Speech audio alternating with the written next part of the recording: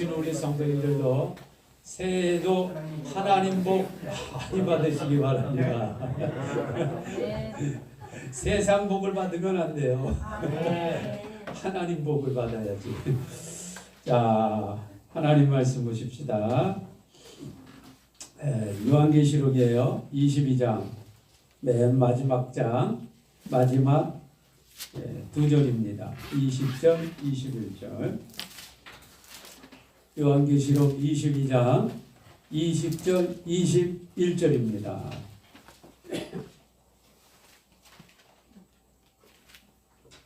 자, 함께 읽을까요? 시작.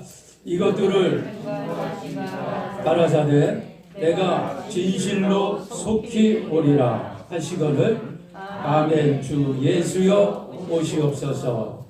주 예수의 은혜가 모든 자들에게 있을지어다. 아멘. 예수님께서 내가 진실로 속히 오리라. 요한계시록 이 마지막 22장 결론에 3번 말씀하셨거든요. 7절 말씀에도 내가 속히 오리라. 또 12절 말씀에도 보라 내가 속히 오리라. 그리고 20절 이제 거의 마지막 이제 결론을 딱 맺는 거죠. 그 말씀에도 내가 진실로 반드시 아멘 이런 뜻이거든요. 그러니까 뭐 우리 예수님 하신 말씀이 거짓이 없지만 아주 다시 오신다는 말씀을 3번이나 연거푸 말씀해 주시면서 3번째 말씀하실 때에는 진실로 아멘 반드시 그렇게 된다라고 점을 하나 또 빵 찍어주시면서 속히 오리라 이렇게 말씀하셨고, 그래서 우리가 또 뭐 해마다 우리로 예수님의 다시 오심을 기다리고 사모하고 또 준비하며 살지만 또 시대가 시대인 만큼 우리 이번에는 표어를 아예 이 말씀으로 정했어요. 그래서 여러분 달력 다 받으셨고 보셨죠? 거기에 우리 표어가 나오고 또 주보에도 있잖아요. 주보에도 마라나타 신앙으로 승리하는 교회. 이제 우리 1년 동안의 표어인데 1년이 아니라 뭐 내년 우리 표어 한번 정하면 한 3, 4년씩 하니까 아마 우리 예수님 거의 오실 때까지 이 표어가 되지 않을까. 제 간절한 개인적인 바람은 이 표어 하다가 주님 만나면 너무나 좋겠다. 근데 아멘 소리가 적으신 거 보니까 우리 성도님들은 이 표어가 별로 마음에 안 드나 봐. 더 예수님이 더 한참 있다 오셨으면 좋겠다. 그런 심정이신 것 같아. 어쨌든 저는 개인적으로 마라나타 주 예수여 오시옵소서 이 표어 하다가 우리 예수님 오시면 야 우리 예수님이 더 기뻐하지 않을까 이런 생각을 해봅니다. 자, 마라나타 신앙으로 마라나타 믿음으로 승리하는 교회. 우리가 7교회 요한계시록 말씀도 보았지만 주님이 계속 7교회에 주시는 공통적인 말씀 중에 하나가 승리하라 승리하라 승리하라 그러잖아요. 7교회. 그래서 우리 성도님들이 작년에도 승리하셨기 때문에 오늘 이 자리에 계신 거예요. 승리 못했으면 이 자리에 못 계시죠. 벌써 떨어져 나갔죠. 그런데 작년에도 또 그 전에도 우리 성도님들이 계속 믿음으로 승리하셨기 때문에 오늘 2022년 첫 주일 예배를 드리고 있단 말이죠. 그래서 이 믿음을 가지고 계속 우리가 승리 전진에 나아가야 됩니다. 그래서 마라나타라는 뜻은 뭐 다 아시잖아요. 주 예수여 오시옵소서. 이 뜻이 바로 마라나타예요. 그래서 하루하루 우리가 살아가면서 예수님을 또 기다리고 준비하며 그런 믿음으로 승리하며 살아갔으면 더 좋겠다.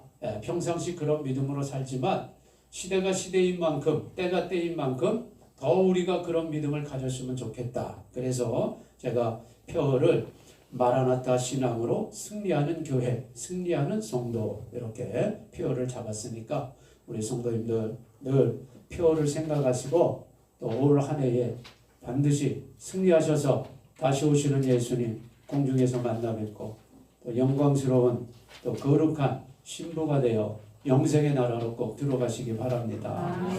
그래서 제가 이제 오늘 오후도 마찬가지고, 그리고 이번 주에 새벽기도 한다 그랬잖아요. 이번 주 새벽기도는 유튜브로 또 방송을 할게요. 그래서 혹시 멀리 계셔서 못 오시는 분들은 그냥 그 시간에 또 새벽에 일어나셔서 같이 은혜를 받으시면 되겠습니다. 그래서 주제는 똑같아요.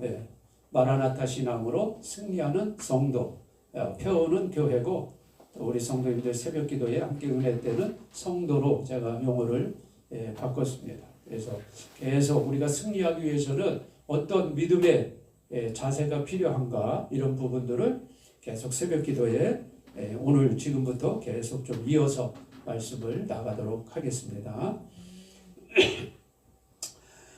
우리 성도님들도 뭐 이런 얘기 많이 들으셨겠지만, 또 목사님들도 세미나 또 교육 받으러 가면 이 강사님들이 이런 얘기를 참 많이 해요. 뭐라고 얘기하냐면, 하나님께서는 준비된 만큼 쓰십니다. 그러니까 여러분 많이 들어보셨죠? 사실 맞는 말이에요. 성경에서 하나님이 선지자 또 하나님의 종들을 쓰실 때에 하나님이 다 준비시키거든요. 다 준비시켜서. 아까 우리 장로님 모세 기도도 하셨는데, 모세도 보세요. 하나님이 모세를 이스라엘의 지도자로 쓰시려고 애굽의 그 왕궁에 들어가서 최고 좋은 학문, 최고 그 뛰어난 기술들을 40년 동안 익히게 하죠. 그런 다음에 이스라엘 백성들을 출애굽해서 광야로 데리고 나와서 인도해야 되니까 애굽 왕궁에 있는 지식으로는 광야에서는 안 되는 거예요. 그건 애굽에서 필요한 지식이지. 광야에서 필요한 지식을 광야 40년 또 하나님이 모세를 광야로 내보내서 또 자기 민족 싸우는 애굽 사람이 자기 민족을 때리는 걸 보고 울분을 참지 못하고 그를 가서 때려서 죽이고 그를 숨겼는데 들통이 나서 그것 때문에 도망가게 하나님이 다 그렇게 만드시잖아요. 그렇지 않으면 모세가 광야로 나갈 일이 없지요. 왕궁에서 뭐하러 광야로 나가요? 그 고생길을. 그런데 어쩔 수 없이 도망가는 거예요. 도망가. 이게 하나님의 계획이거든요. 그냥 광야로 가서 똑같이 40년 동안 양을 돌보면서 그 광야의 여러 곳을 샅샅이 다니게 해요. 왜? 양을 먹이려면 풀 있는 곳을 찾아다녀야 되니까. 그래서 40년 동안요, 광야에 어디에 무엇이 있고 지형이 어떤지 다 살펴보게 합니다. 그런 다음에 이제 광야 40년 훈련이 끝난 다음에 다시 애굽으로 보내가지고 이스라엘 백성들을 이끌어내어서 그 광야에 들어가서 이스라엘 백성들을 가나안 땅 들어가기 전까지 인도해 가도록 하나님 만드시잖아요. 그러니까 하나님께서는 하나님의 사람을 쓰실 때 그냥 쓰시는 것이 아니라 그를 하나님이 준비시켜 주신다는 거예요. 철저히 하나님이 준비를 시키시고, 그다음에 이제 준비가 되었을 때 그에게 성령을 부어주시고 해서 하나님이 원하는 일들을 이렇게 하게 하시거든요. 그러니까 하나님께서는 준비된 만큼 내가 하나님 앞에 쓰임받는 거죠. 그럼 뭐 당연한 것 같아요. 우리 성도님들도 준비된 만큼 하나님이 쓰시는 거예요. 그러니까 우리가 평상시에 하나님께서 나를 쓰시기 위해서 지금 이런 이 모양 저 모양으로 하나님이 다 여러분을 준비시켜 주시는 거예요. 그런데 제가 이제 마라나타 신앙으로 승리하는 이 교회의 말씀을 전하면서 우리도 사명에 의해서 또 이렇게 준비되면서 쓰임도 받지만, 이 시대의 마라나타 주 예수님 우리 다시 만나는 것이 우리 최고의 지금 축복이고 간절한 바람인데, 소망인데, 그러기 위해서는요, 우리도 이 다시 오실 예수님을 맞이할 준비가 필요한 거예요. 준비가. 쉽게 얘기해서 예수님 공중에서 만나는 날이 거룩한 우리 혼인 예식 치르는 거거든요. 예수님은 신랑, 우리는 교회는 신부가 되는 거예요. 그러니까 지금 여러분 이제 결혼식 날이 정확히 언제인지는 모르지만 결혼식 이제 할 날이 지금 가까이 오고 있다라는 것은 우리가 느끼죠. 이제 깨닫는단 말이에요. 여러 가지 상황을 통해서. 그럼 우리가 신부다. 저와 여러분이 이제 예수님의 거룩한 어린 양의 신부가 돼요. 다 신부가 되는데, 그러면 지금 우리가 해야 될 일은 뭐냐? 신부 수업을 해야 돼요. 신부 수업. 신부로서 어떻게 신랑을 맞이할 것인가? 내가 신부로 어떻게 이 신부의 모습을 지켜나가고 있을 것인가? 이런 걸 준비해야 되잖아요. 그게 신부 수업이죠. 그러니까 지금 우리는 신부 수업을 하고 있는 기간인데, 이제 신랑이 곧 오시는 그 시점에서 신부 수업을 하고 있는 거예요. 그래서 준비할 것이 여러 가지 있죠. 그래서 이번에 이제 첫째 주는 새벽 기도까지 해서 무엇을 준비해야 되는가를 하나하나 여러분들과 은혜를 나누려고 해요. 오늘 첫 시간에는 우리가 여러 가지 준비해야 되는데, 그 중에 정말 가장 신경을 많이 쓰고 가장 1순위에 두고 준비해야 될 것은 영생을 위한 준비예요. 이 준비보다 더 귀한 게 어디 있겠어요? 이 영생보다 더 귀한 게 어디 있어요? 그러니까 영생을 위한 준비가 최고의 준비입니다. 예수님을 맞이하는 신부로서 지금 내가 해야 될 최우선의 준비는 내 영생을 위한 준비예요. 영원한 생명을 위한 준비나 이 말이에요. 제가 몇 주 전에도 말씀드렸지만, 한 번 구원, 영원한 구원 아닙니다. 속으면 안 됩니다. 우리는 이 구원이 완전한 그날까지 두렵고 떨림으로 이루라 그랬어요. 그리고 구원에서 떨어지지 않도록, 영생에서 떨어지지 않도록 스스로 조심하라. 그렇게 말씀했잖아요. 그러니까 하나님의 아들 예수 그리스도를 통해서 우리에게 구원의 길을 다 열어주셨고, 이미 이것을 믿음으로 말미암아 하나님 자녀의 권세를 우리에게 주셨는데, 이 권세를 끝까지 붙잡고 나아가야 됩니다. 도중에 타락하고 범죄하고 타협하고 세상으로 나아가면 스스로 이 구원의 줄을 놓는 거하고 똑같은 거예요. 그러면 안 돼요. 그래서 우리가 주님 오시는 내가 신랑을 딱 만나고 결혼식장에 딱 들어가서 결혼식 이루는 그날까지 여러분 신부 수업에 게을리하면 안 됩니다. 여러분 세상에서도 보세요. 결혼식 날짜 다 잡고 예식장 다 잡고 또 결혼식 전에 미리 뭐 신랑 신부 미리 또 촬영도 하잖아요. 리허설 촬영도 하고 다 해도요, 결혼식 못할 수도 있잖아요. 실제로 그런 일들도 있잖아요. 아니 초청장까지 다 보내놓고 주변의 사람 다 몇월 며칠 어느 결혼식장에서 결혼합니다 하고 다 예식장에서 결혼합니다 하고 다 돌려놓고는 그날 결혼식 그날 뭔 일이 있어서 결혼식을 못하는 경우도 있다 이 말이에요. 여러분 우리도 마찬가지예요.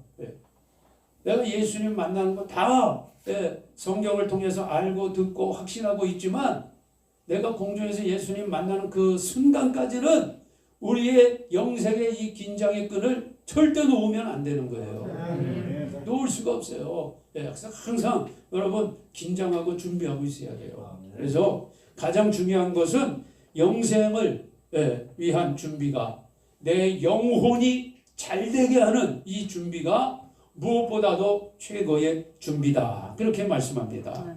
자, 그러면 성경에서 몇 가지 우리가 영생을 끝까지 준비하는 그 자세, 그 믿음이 어떤 것이 있는가 한번 살펴보자고요. 자, 여러분 요한복음 말씀을 한번 쫙 펴보세요. 요한복음. 자, 제가 일방적으로 설교하는 것보다 그냥 우리 성도님들이 직접 성경을 여러분이 읽고 확신하는 것이 더 좋겠다 싶어서 말씀을 같이 읽기로 했습니다. 요한복음 6장 51절 말씀 보세요. 자, 오늘 이제 우리가 성찬식도 있을 것인데, 여러분 성찬식 뭐 코로나 때문에 우리가 작년에 잘 못했지만은 그래도 우리 늘 마지막 주에 성찬식을 해왔어요. 첫째 주에. 자, 오늘도 이제 성찬식이 있어요. 오늘 성찬식이 있는 이 말씀이 바로 오늘 이 말씀이에요. 자, 51절 같이 한번 읽어볼까요? 시작. 나는 하늘로서 내려온 사람이 이 떡을 먹으면 영생하리라.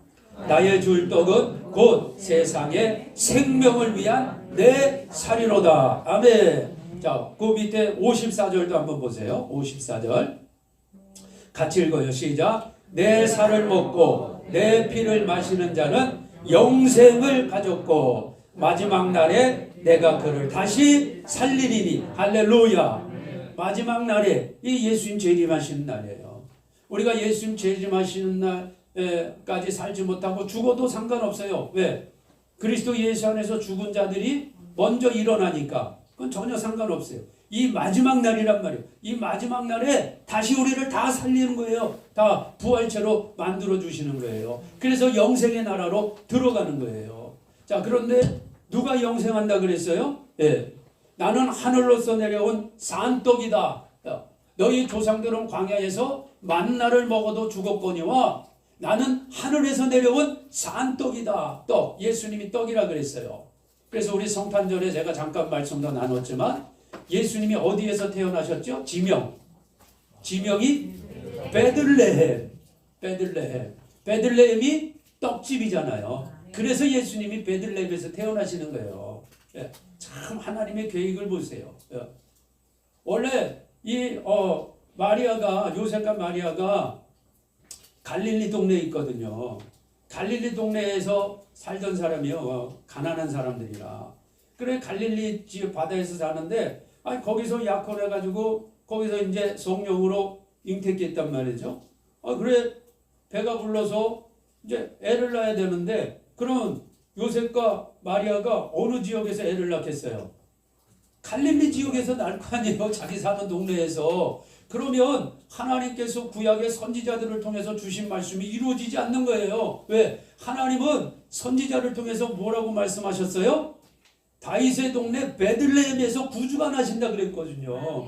근데 베들레헴까지는 거리가 멀어요. 갈릴리에서. 근데 가난한 사람들이 베들레헴까지 올 일도 없죠. 갈 수도 없고 만삭인 자기 아내를 데리고 무리하게 뭐하러 가겠어요. 그런데요, 보세요. 하나님께서 하나님의 뜻을 이루고자 어떻게 해요? 그 당시 황제를 통해서 인구조사를 하게 한 거, 호적조사를. 호적조사를 하기 위해서는요, 다 자기 고향으로 가야 돼. 자기 고향으로 가서 호구조사하고 다시 올라와야 돼요. 하나님이 이렇게 만드시는 거예요. 그래서 왕이 명령을 내렸어요. 각 사람은 다 자기 고향으로 가서 호적에 그 다 기록하고 다시 돌아오너라. 그래서 요셉과 마리아도 요셉이 고향인 베들레헴까지 내려가는 거예요. 이렇게 하나님이 만드시는 거예요. 이렇게. 참 놀랍죠? 그러니까 지금 여러분이 지금 일어나고 있는 좋은 일도 그렇고 이 코로나 상황도 어렵잖아요. 힘들잖아요. 괴롭잖아요. 이제 1월 10일 되면 더 웃기는 일이 더 생겼어요. 그렇죠? 이제 1000평 정도, 평수로 따지면 한 1000평 정도 되는 백화점이나, 그러니까 대부분 이마트, 홈플러스 이런 데는 이제 패스가 없으면 못 들어간다는 얘기예요. 이런 일이 이제 1월 10일부터 생겨요. 그러면 이것으로 끝날까요? 안 끝나지요. 이렇게 해도 또 버티는 사람이 있거든요. 그러면 그 버티는 사람을 위해서 또 조치를 내리겠죠. 이제 이거보다는 조금 더 불편하게 만들 거예요. 어쩌면 동네 마트까지 못 들어가게 할 수도 있어요. 근데 이건 시간은 조금 걸릴 것 같아. 그렇게까지 하면 막 들고 일어나니까. 그러니까 조금 시간 간격을 두고 하겠지요. 그거보다 더 불편한 일도 이제 나올 것이고. 그러니까 여러분 보세요. 자, 이런 지금 돌아가는 일들이 세상 정부가 하는 것 같지만 어떤 사악한 자들의 계획에 의해서 그들을 세계 정부를 하려고 하는 자들이거든요. 성경으로 얘기하면 적그리스도 세력이에요. 그들이 이런 일들을 꾸미고 해요. 그들은 성경에 기록된 대로 자기들이 이 왕, 이 나라, 이 세계를 다스리려고 하는 것 같지만 절대 그렇게 아니에요. 하나님의 주권 속에서 움직이는 것 뿐이에요. 마귀들도. 왜? 어차피 마귀도 마지막에 적그리스도도 산채로 잡고 거짓 선지자도 산채로 잡고 다 불과 유황불에 집어 던지잖아요. 그러면 그들은 마지막 때까지 어떻게 해요? 악한 일들을 더 많이 해야 되는 거예요. 이게 하나님이 마지막 때에 인간이 죄로 인하여 타락하고 범죄하고 죄악에 관영한 이 세상을 노아 시대처럼 완전히 하나님이 심판하시기 위한 계획 속에서 그들도 그렇게 흘러가는 거예요. 예수님 당시에 그 당시 황제가 호구조사를 명령한 것도 왜? 아기 예수님이 베들레헴에서 태어나야 되기 때문에 그도 그렇게 하는 거예요. 그러니까 이 지금 돌아가는 일, 좋은 일은 좋은 일대로, 악한 일은 악한 일대로요. 하나님이 허락하지 않으면 아무 일도 일어나지 않아요. 그러니까 이 코로나 사태가 앞으로 어떻게 진전이 되든지 그건 다 하나님이 허락한 계획 속에서 마지막 때를 향해 가는 과정에 불과한 거예요. 그러니까 우리 성도님들이 불편은 하겠고 힘들겠지만 두려워할 필요는 없어요. 다 하나님 손아귀에서 노는 거니까. 그래서 오늘 베들레헴 떡집 여기에서 예수님이 태어나고 또 마구간 이 양이나 말이나 소나 또 나귀나 이런 애들이 먹는 그 밥통 밥그릇이란 말이에요. 거기 예수님을 올려놓았어요. 왜 올려놓으셨을까요? 바로 이 말씀을 주님이 이루기 위해서 예수님이 그 마구간에 두으신 거예요. 나는 하늘에서 내려온 산떡인데 사람이 이 떡을 먹으면 자 마구간에서 예수님이 구유에 누우셨어요. 말이 그 말밥통, 소밥통, 양밥통이에요. 먹잖아요. 구유에 있는 음식들을 그 자기 양식을 먹지요. 자 오늘 우리도 마찬가지. 사람이 이 떡을 먹으면 저와 여러분이 예수님을 먹으라 이 말이에요. 먹으라. 이 떡을 먹으면 뭐한다? 영생한다는 거예요. 근데 이 떡이 뭐예요? 세상의 생명을 위한 내 살이다. 내 몸이다. 그랬어요. 이 떡이 예수님의 몸이래요. 몸. 그러나 예수님의 몸을 진짜 먹는 게 아닌 것은 우리가 다 알죠. 그럼 이 떡이 뭐예요? 바로 생명의 말씀이다. 말씀. 생명의 말씀이에요.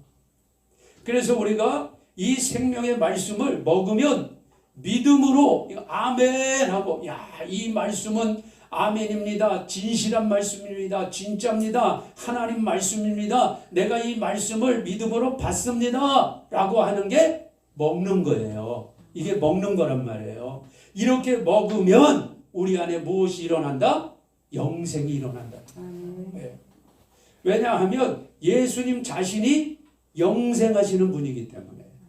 예수님은 말씀이잖아요.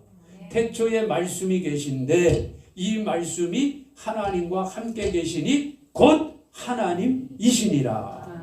이 말씀이 육신이 되어 우리 가운데 오셨고 그 말씀이 그 말씀이 바로 예수님이고 하나님의 말씀, 생명의 떡이에요.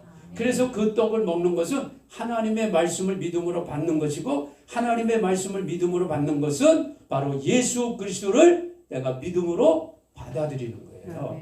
그러니까 예수님이 영생하시는 하나님이시니까 하나님은 홀로 계신 분이요. 그분은 그림자도 없고 그럼 회전하는 그림자도 없고 영생하는 분이시라 그랬잖아요. 그러니까 예수님이 영생하시는 분이니까 영생하시는 그분을 내가 믿음으로 아멘 그분의 말씀이 곧 그분인데 그분을 내가 아멘으로 받아들일 때 영생이 내 안에 들어오잖아요. 영생이 내 안에 들어오니까 나도 그 영생 안에서 영생을 하게 되는 거예요. 이걸 여러분 논리적으로 잘 이해하셔요. 우리가 왜 영생하느냐? 영생하는 그분이 내 안에 들어오기 때문에 내가 너희 안에 너희가 내 안에 하나가 됐단 말이야. 하나가. 지금 예수님과 하나가 돼 있어요. 예수님과 하나가 돼 있기 때문에 그 예수님이 영생하기 때문에 나도 그 속에서 영생하는 거예요. 그래서 영생을 위한 준비 중에 가장 우리가 첫 번째 하는 것이 바로 뭐냐? 예수 그리스도의 말씀을 믿음으로 그냥 듣는 거 말고요.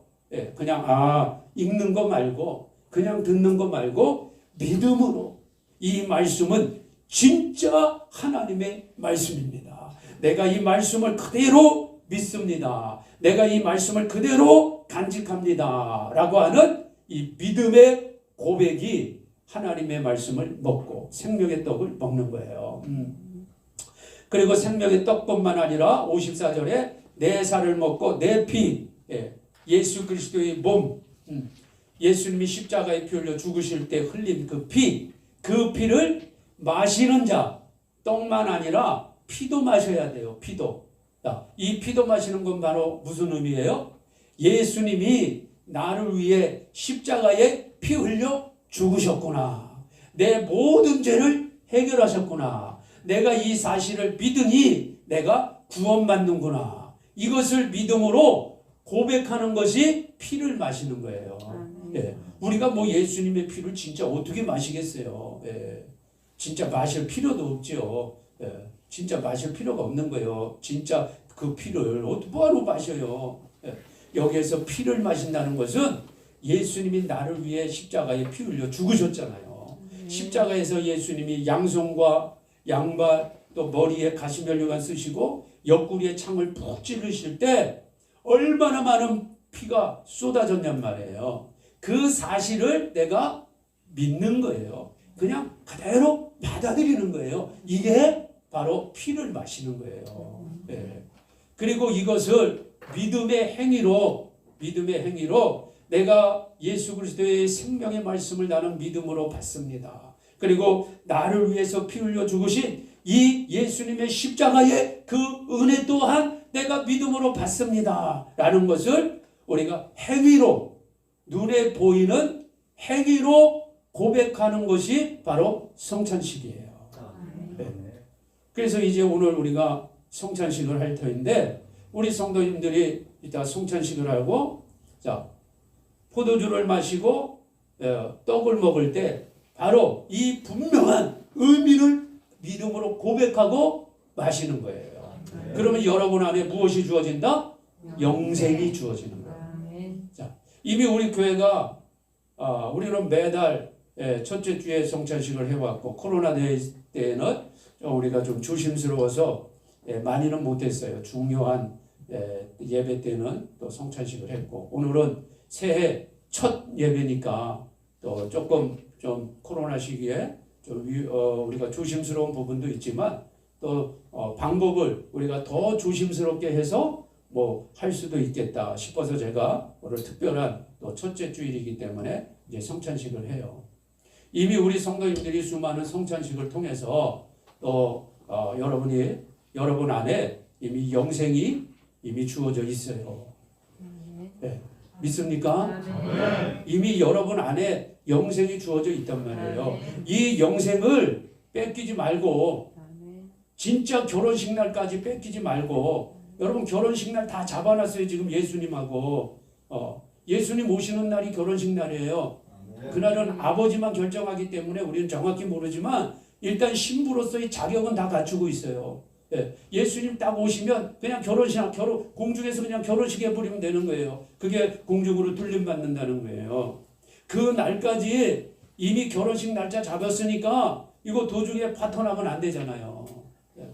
예를 들어서 뭐 그런 신부도 없겠지만 있을 수도 있어요.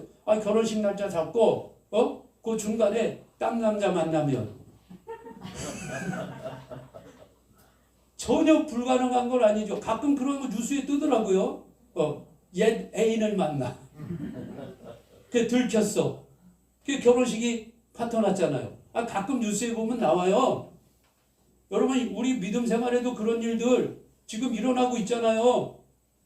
종교통합, 우상숭배, 예수님하고 결혼식 날짜 다 잡았잖아요. 교회들이 성찬하고 떡 먹고 포도주 마시면서 예수님 나의 구주입니다. 다 고백해 오고 있잖아요. 지금까지 다 고백해 왔잖아요. 그런데 2013년부터 10월 달부터 한두 개의 교회들이 예수님 고백하면서 옛 애인 찾아가서 옛 애인을 찾아가서 그 애인하고 노는 거야. 결혼식 날 다 잡아놓고. 그럼 우리 예수님이 우리 하나님이 신랑 아버지가 아니면 신랑 본인이 그 사실을 알고 결혼해 줄까요? 결혼해 줄까요? 안 해주죠. 아니 결혼식 날짜 잡아놓고 딴 남자 딴 여자하고 가서 실컷 놀고 그 사람하고 재밌게 지내는데 그 어떻게 결혼식이 이루어져요? 여러분 지금 제가 구원에 대해 영생에 대해서 설명하는 거예요. 우리 이미 성찬식을 통해서 수없이 성찬식 통해서 성찬식을 못했다 할지라도 이미 내가 예수 그리스도를 구주로 영접하고 하나님 말씀을 믿음으로 받을 때 내 안에 영생이 이미 주어진 거예요. 네, 이미 결혼식 날짜를 확정받은 거예요. 근데 이거는 완전한 영생이 아니야. 완전한 영생은 결혼식 날 이루어지는 거예요. 신랑 되시는 예수님을 딱 만나야 완전한 영생이 이루어지는단 말이에요. 그런데 그때까지 믿음을 지키지 못하고 도중에 불법을 행하고 타협하고 우상 숭배의 길로 나아가면 결혼식 파토나는 거예요. 그래서 영생을 잘 준비하자는 거예요.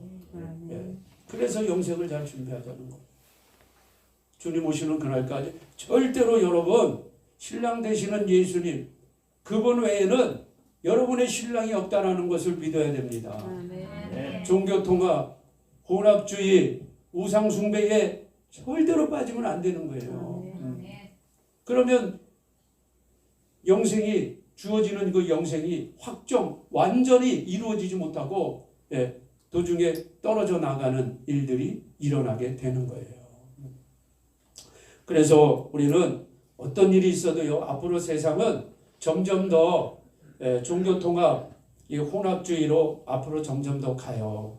그리고 우리 교회 같이 오직 예수님만 구원자입니다. 예수님만 사랑합니다. 요 만자 하나 붙이면요, 요 만자 때문에 많은 핍박이 있을 거예요.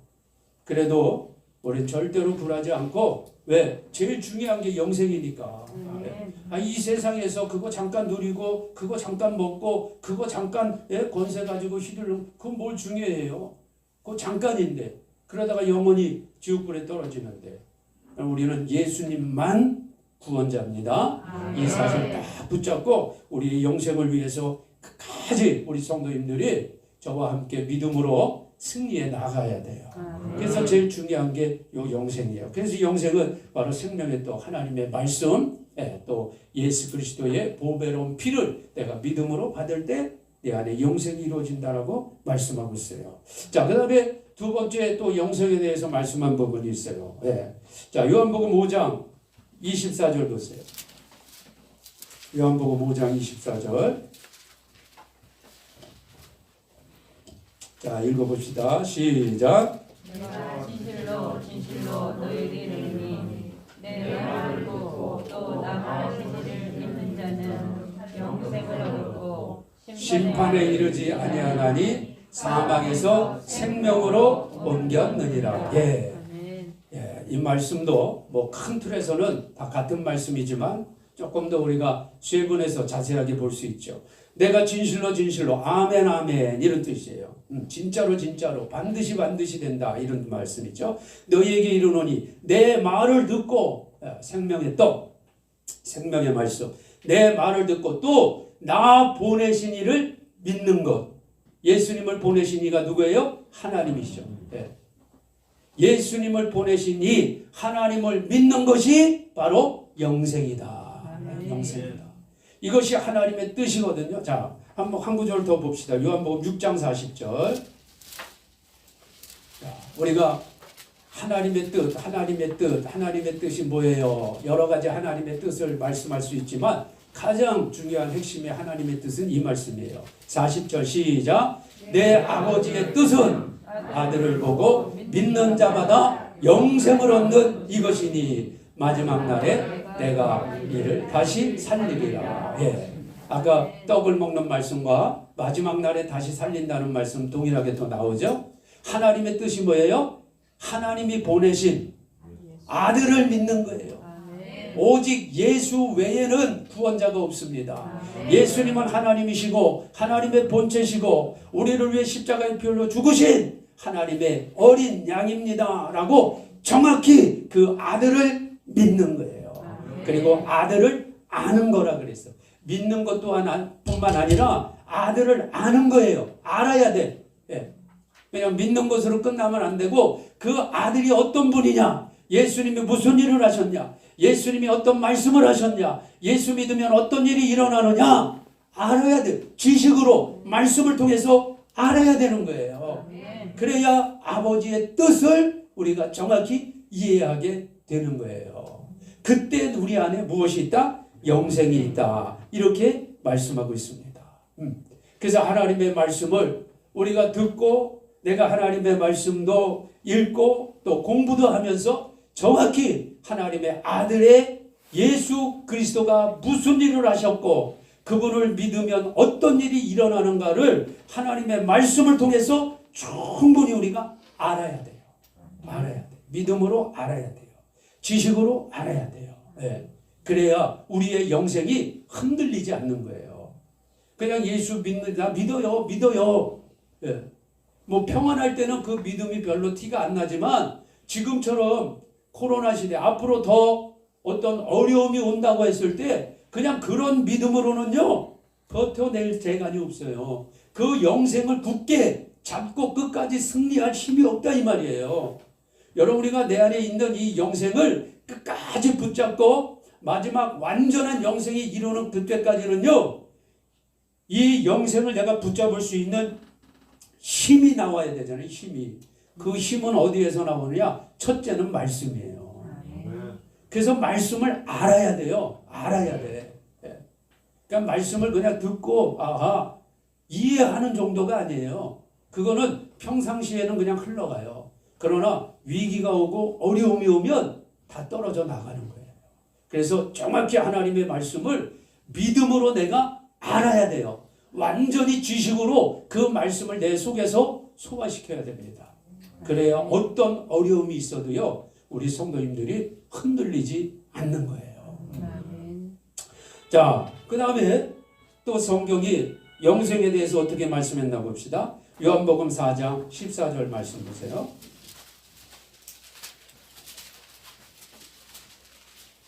요한복음 4장 14절. 자, 이 말씀은 사마리아 여인과의 대화 속에서 주신 말씀인데 자, 13절부터 볼까요? 13절 14절 읽습니다. 시작. 예수께서 대답하여 가라사대 이 물을 먹는 자마다 다시 목마르려니와 내가 주는 물을 먹는 자는 영원히 목마르지 아니하리니 나의 주는 물은 그 속에서 영생하도록 솟아나는 샘물이 되리라. 아멘. 네. 자, 그냥 이 우물을 떠서 일반 물을 마시면 또 시간 지나면 또 목마르죠. 그게 우리 육신의 한계죠. 뭐. 네. 한번 이 물 마셨다고 목이 안 마른 걸 얼마나 좋겠어요. 조금 있으면 또 갈증이 또 생겨. 네. 그런데 자, 내가 주는 물을 마시는 자는 목마르지 않다는 거예요. 내가 주는 물을 먹는 자는 영원히 목마르지 않고 이거 자체가 영생이에요. 네.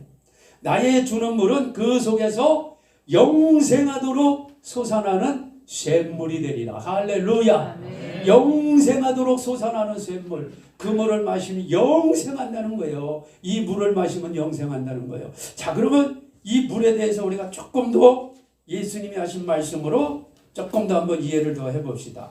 자, 요한복음 7장에 보세요. 7장 37절 38절 봐요.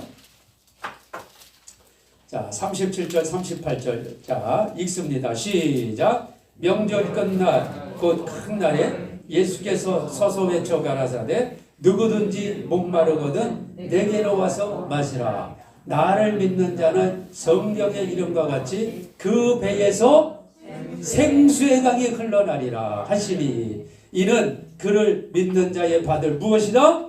성령을 가리켜 말씀하는 것이라. 할렐루야. 아하, 예수님이 말씀하신 이 샘물은 영생하도록 솟아나는 이 샘물은 무엇이다? 성령이다. 성령이었구나. 나를 믿는 자는 그 배에서 생수의 강이 흘러난대요. 생수의 강. 이것이 바로 뭐예요? 성령이다. 아멘.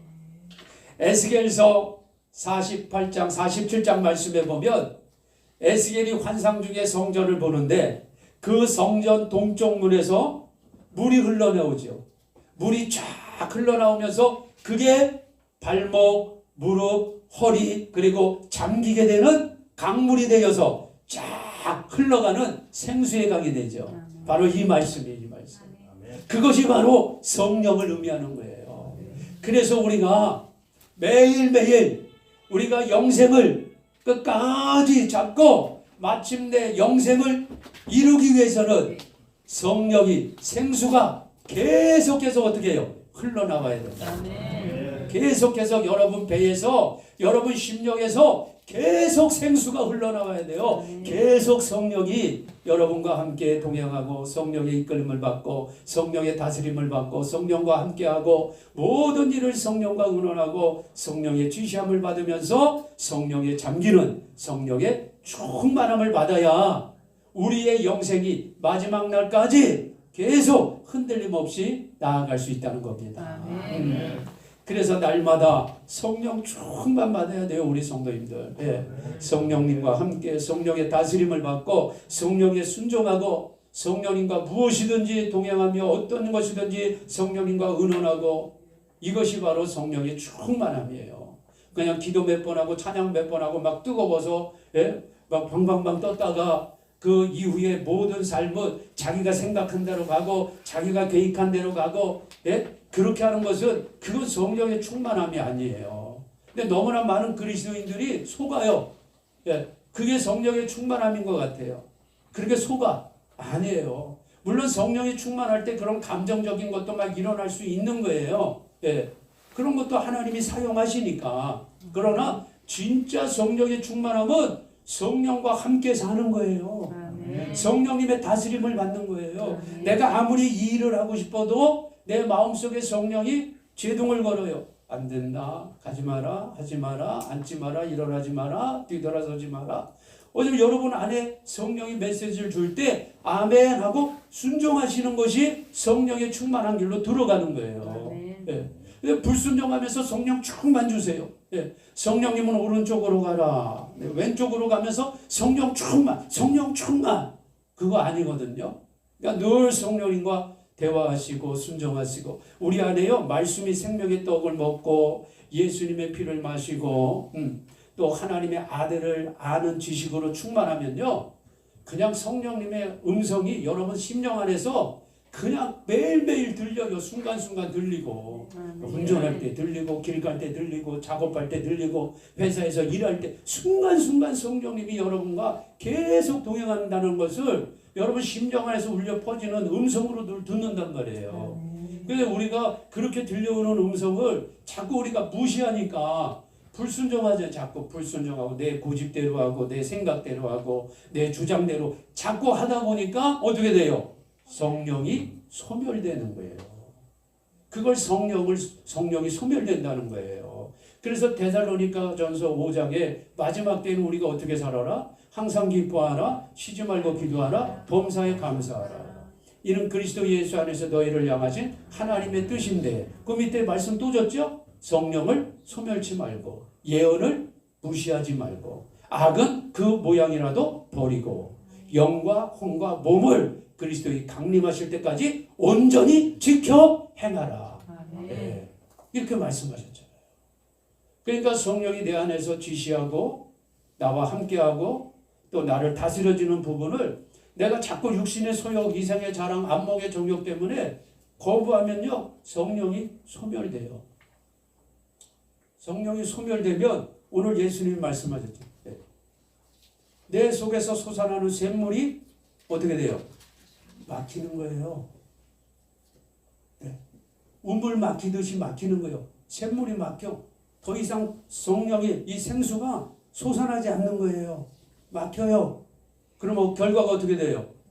영생에서 떨어져 나가는 거예요. 이 영생에서 떨어져 나가는 거예요. 그래서 우리 성도님들이 오늘 우리가 준비해야 될 것 많습니다. 이제 하나하나 제가 차례차례 오후에도 말씀 전해주고 또 새벽 기도에 또 하나하나 할게요. 자, 오늘 이 시간은 이 부분만 우리가 정리할게요.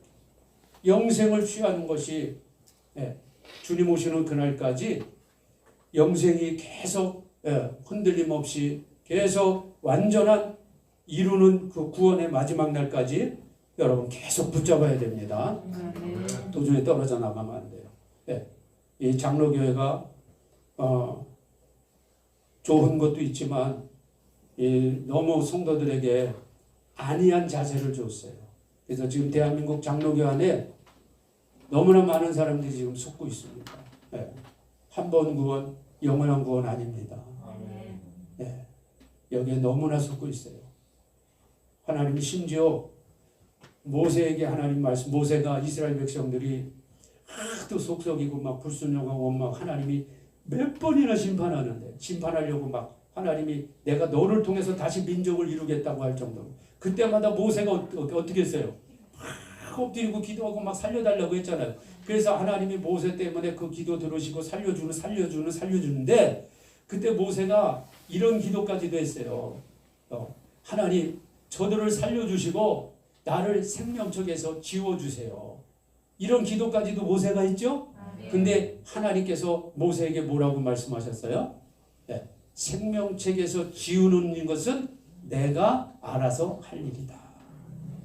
내 뜻대로 하지 않는 자들은 내가 생명책에서 지워버리리라. 이렇게 말씀하셨어요. 그럼 그 말씀이 모세 시대만 있는 말씀인가요? 아니에요.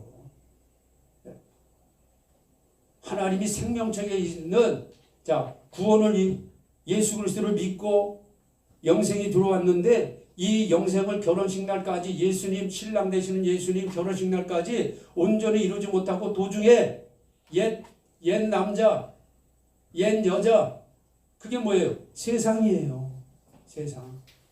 세상의 자랑 우상 숭배 여기에 빠지면 결혼식 날 취소되는 거예요. 우리의 영생이 이루어지는 게 아니에요. 그래서 영생은 끝까지 두렵고 떨리는 마음으로 붙잡으라고 말씀하는 거예요. 그러니까 우리 성도님들이 오늘 이 말씀 잘 기억하시고 그렇다고 여러분 그러면 누가 영생을 이룰 수 있나 걱정하지 마세요. 사람은 할 수 없으되 하나님으로서는 다 할 수 있어요. 저와 여러분이 하나님의 택한 자녀라면요 하나님 반드시 영생을 이루도록 하나님이 역사해 주십니다. 저와 여러분은 이 말씀을 그대로 믿고 내 안에 예수 그리스도의 말씀을 붙잡고 늘 성령님이 솟아나도록 샘물이 솟아나도록 성령님과 함께 성령님께 순종하고 그리스도를 아는 지식을 충만히 갖고 나아가면 여러분의 영생은 반드시 이루어집니다.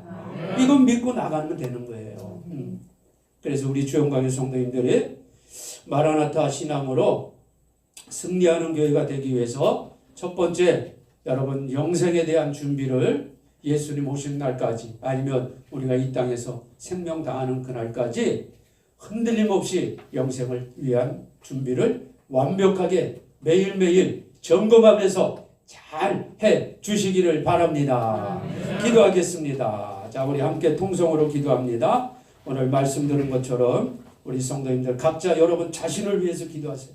이미 여러분 안에 영생은 이미 보장받았어요. 그런데 보장받았다고 이루어진 건 아니잖아요. 이루어지는 건 내가 죽든지 죽기 전에 예수님 오시든지 그때 이루어지는 거예요. 결혼식 날, 결혼식 할 때까지는 여러분 긴장의 끈을 놓치면 안 됩니다. 여러분 각자 자신을 위해서 이 시간 기도하세요. 한 1, 2분 동안 주님 영생을 위한 준비가 흐트러지지 않게 하옵소서. 그렇게 말씀 생각하면서 기도하겠습니다. 걸어가시고 영화로우신 아버지 하나님 감사합니다. 하나님 오늘 이제 새해를 시작하며 우리에게 가장 중요한 것은 다시 오시는 예수님 만나는 건데 내가 영생하는 건데 이것보다 더 중요한 것이 무엇이 있겠습니까? 그래서 오늘 새해 첫 주일 첫 말씀은 이 영생을 끝까지 붙잡는 것이 얼마나 중요한지